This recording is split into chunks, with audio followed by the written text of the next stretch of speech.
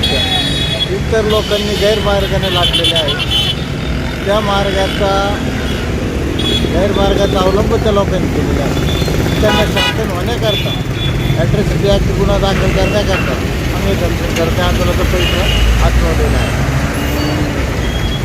आज कितवा दिवस आहे? आज 4था दिवस. पुढं तुमचे काय पवित्र असणार आहे? पुढं पवित्र आमची जमीन मूळ मालकाच्या नावावर करून त्याचा सातबारा तपासून पूर्वीचा वोटर रजिस्टर तपासून जे मूळ मालक जे घराणे आहे पूर्वीचे त्यांच्या वारसाच्या नावावर करून द्यावं एवढी आमची विनंती आहे शासनाला. परंतु पहिली कागदपत्राची शहानिशा शासनाने करावी.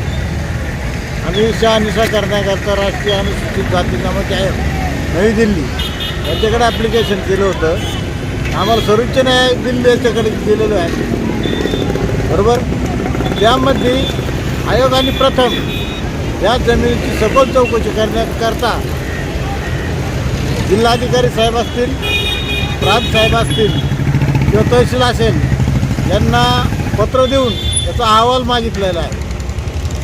2024ला अहवाल मागितल्यानंतर आज 2026 उजळून चाललं आहे तरी अजून तिथपर्यंत अहवाल पोहोचला नाही.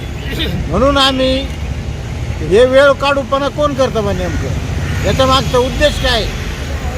काही झालं भले आम्हाला जेलमध्ये जरी बसण्याची पाळी आली पण आता इथून भविष्यात त्या जमिनीत आम्ही पाय कोणाला ठेवू देणार नाही. हा पहिला मुद्दा आहे. आणि तसं त्यांनी जर पाय ठेवण्याचा प्रयत्न केला तर त्या क्षेत्रात त्यांना आडवं केल्याशिवाय आम्ही राहणार नाही हे मी जाहीर सांगतो. 50 वर्ष या समाजाने हालापेष्टा भोगल्या.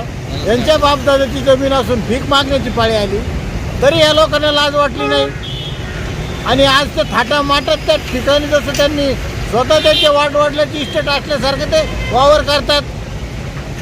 आपण जनतेचे कुणीतरी आहे. आपण जनतेसमोर स्टेजवर जाऊन मोठे सुशोभीकरण सारखं भाषण देतो, जनतेच्या हिताच्या गोष्टी करीतो. मग आम्ही काय डुकरं जनावर आहे का? आमच्या हिताच्या गोष्टी का करत नाही? या असं समोरासमोर चर्चा करा. त्याच्यात तुमचे सरकारी अधिकारीला असेल काय तुमचे ॲडव्होकेट मोठे असतील ते ॲडव्होकेट घेऊन या.